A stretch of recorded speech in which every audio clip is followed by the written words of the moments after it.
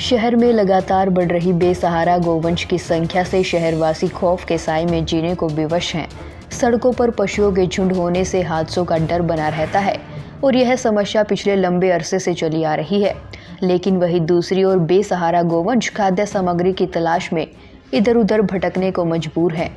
आपको बता दें कि संभालका स्थित ब्लू जे टूरिस्ट कॉम्प्लेक्स में हरियाणा गौशाला आयोग के चेयरमैन श्रवण गर्ग पहुंचे, जहां उन्होंने ब्लॉक में बनी सभी गौशालाओं की सुध ली और गौशाला के प्रधानों की सभी परेशानियां सुनी। ऐसा है कि गौशालाओं में बात यह सबसे कठिन काम गौशाला कमेटियों ने लिया हुआ है और गौशाला के जो कमेटियां हैं, गौ सेवक हैं, वो सब स्वेच्छा से, अपनी इच्छा से और गौ माता का काम करने के लिए, गौ सेवा करने के लिए लगे हुए हैं। समस्याएं निश्चित रूप से हर जगह हैं और कुछ समस्याओं मतलब यह है कि हड़वारे की ज़मीन के बारे में बातचीत आई और कुछ गौशालाओं में ज़मीन की कमी है उसके बारे में बातचीत आई, व अन्य कई बातें आई। उसके समाधान के लिए भी हमारे एसडीएम साहब यहाँ मौके पर मौजूद थे, एसडीओ एनिमल हस्बेंड्री हमारे बीच में। इन सब ने बात यह है कि इस चीज़ के मिलकर समाधान निकालने की बात हुई है। हमारे गौशाला संचालक इनसे मिल लेंगे और उन चीज़ों का समाधान होगा और गौशाला को स्वावलंबी बनाने के लिए भी योजनाएं बनी हैं। सर, गवर्नमेंट द्वारा पिछले काफ़ी टाइम से प्रयास किया जा रहा है, गौ संवर्धन कानून भी लाया गया और बीच में भी कई तरह के आयोग भी बनाए गए, लेकिन उसके बावजूद भी स्थिति में ज़्यादा सुधार नहीं हो पा रहा सर। किस चीज़ की? ये गायों की, बेसहारा गायों की हो गई। हाँ बिल्कुल, निश्चित रूप से। ऐसे समाज के प्रत्येक घर में गौशाला थी, गायें रखते थे और सभी ने एकदम छोड़ दी। क्यों छोड़ दी? एक आधुनिकीकरण में ट्रैक्टर के कारण, दूसरा विदेशी नस्ल की गायें लाने के बाद। और छोड़ने का परिणाम है कि सभी गौ माता सड़क पे आ गई और विदेशी गायें भी जो इस देश के अनुकूल नहीं थी वो भी सड़क पे आ गई और उसका परिणाम जो होना था यही होना था।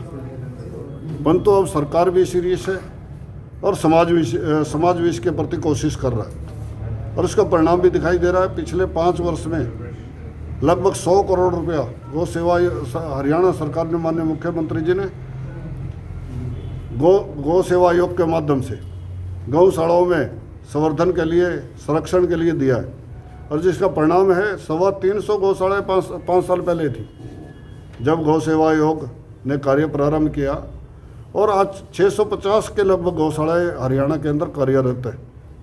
3.25 लाख गौवंश जो था गौशालाओं में था, आज 4.5 लाख गौवंश गौशालाओं में, 1.25 लाख गौवंश गौशालाओं में आया और इसमें बीच के अंदर जो अपना उम्र होने के कारण या और कारण से शरीर पूरा कर गई वो गाय और रह गई। आप ये मानिए कि वो गौवें अगर सड़क पे होती तो आज क्या स्थिति होती।